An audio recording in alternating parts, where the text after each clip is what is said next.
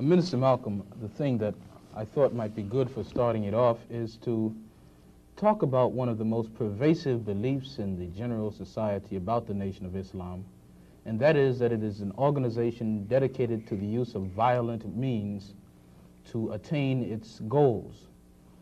The question I have is, how true is this, and why do you think it persists in society? Well, the Muslims who have accepted the religion of Islam and follow the religious guidance of the Honorable Elijah Muhammad have never bombed any churches, have never murdered any little girls, as was done in Birmingham, have never lynched anybody, have never at any time been guilty of initiating any aggressive acts of violence during the entire 33 years or more that the Honorable Elijah Muhammad has been teaching us. The charge of violence against us actually stems from the guilt complex that exists in the conscious and subconscious minds of most white people in this country.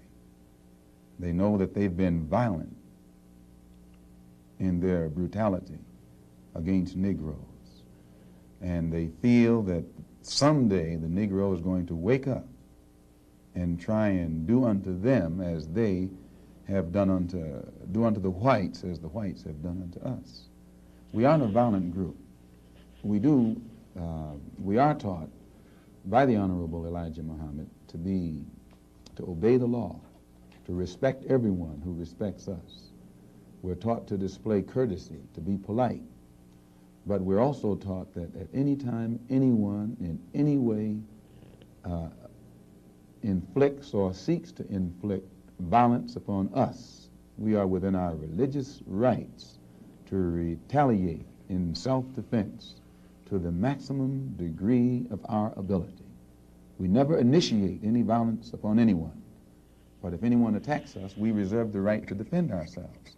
So to accuse us of being violent is like accusing a man who is being lynched, who is being hung on a tree, simply because he struggles vigorously against his lyncher.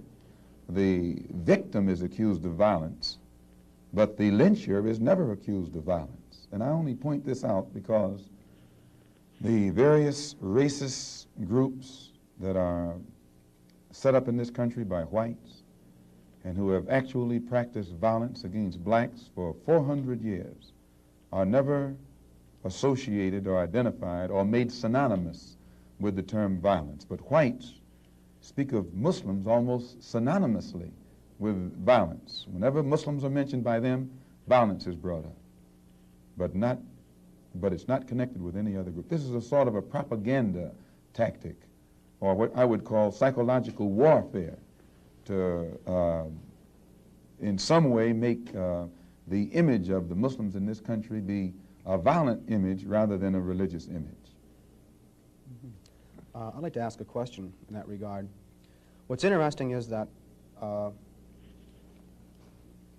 members of the Nation of Islam have not used violence even when black Americans were attacked.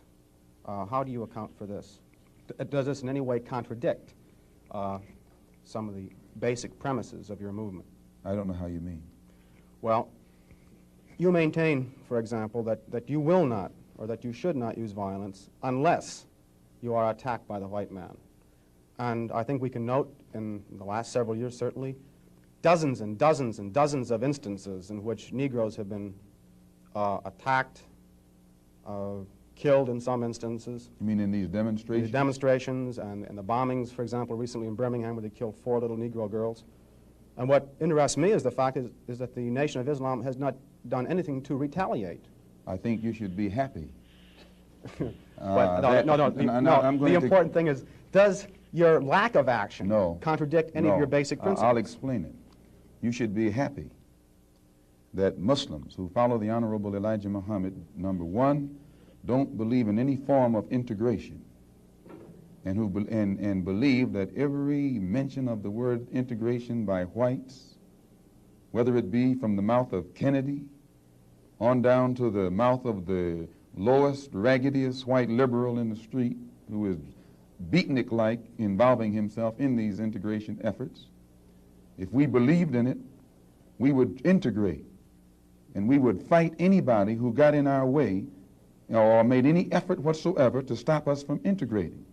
If we really believed that the law of the land, the Supreme Court, and other so-called judicial bodies were for real when they talked about integration, we would integrate.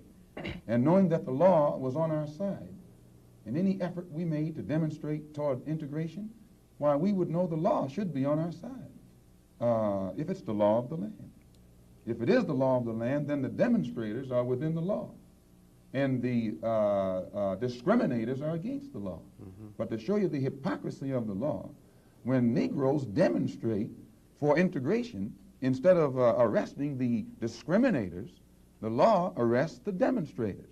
So this is a foolish move on the part of Negroes. And when you foolishly get yourself involved with an enemy, then whatever comes upon you, that's your business. As Muslims, we believe that separation is the best way and the only sensible way, not integration. And but on the other hand, when we see our people being brutalized by white bigots, white racists, we think that they are foolish to allow themselves to be beaten and brutalized and do nothing whatsoever to protect themselves. They are foolish. They should have the right to defend themselves against any attack made against them by anyone. If a dog is biting a black man, the black man should kill the dog. Whether the dog is a police dog, a hound dog, or any kind of dog. If a dog is sick on a black man, when that black man is doing nothing but trying to take advantage of what the government says is supposed to be his, then that black man should kill that dog or any two-legged dog who sicks the dog on it.